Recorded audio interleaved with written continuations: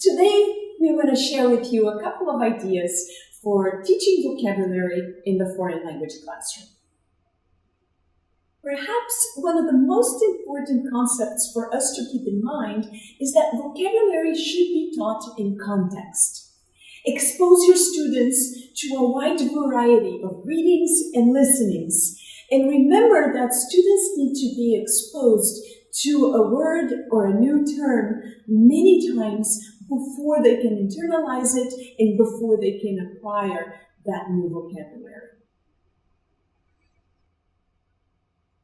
Teaching a list of random vocabulary can become very hard for students to learn. Why?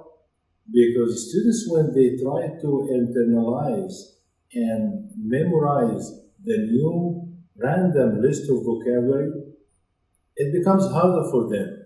And this can create cognitive overload on the brain of the students. A more effective way to teach vocabulary is through mind mapping. Students can categorize and organize vocabulary in lists, and this can help them remember all these vocabularies when they are associated with each other, with topics or themes. And they can do this, as you see in this slide, they can do it by pencil and paper. But there is also other technology tools to do it, such as Book Widget.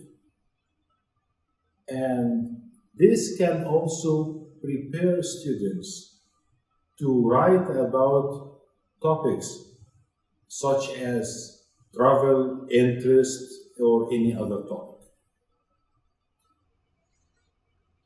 When it's time to review vocabulary at the end of the unit or after a couple of lessons, now, this can be a really good opportunity and a good time to incorporate some elements and some of the principles of gaming and game-based learning. This can be really good for students to become more engaged and active participants in their learning and to motivate students.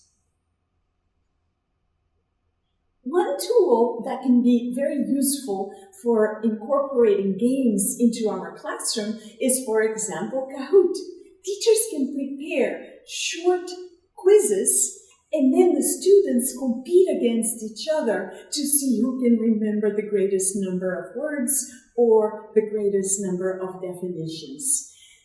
Other apps can also be used, such as Book Widgets or Quizlet, but I highly encourage you to incorporate a little bit of gaming and, why not, add a little bit of fun to your class.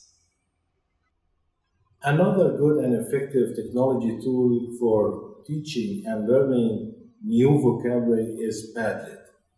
And as you see here, there are so many different templates in Padlet, such as Canvas, Wall, and I have personally found that the shelf is more effective in teaching and learning new vocabulary. For example, as you see here in this slide, teachers can post the new vocabulary in columns for students, and students can write the definition of those new vocabulary, and they can also post pictures, or they can record their voices saying these new words and sentences. Students can also post new column where they can give questions and challenge each other to learn the new vocabulary. Now it's your turn to share with us ideas that you have tried in your classroom and found effective for teaching new and existing vocabulary to students. Thank you.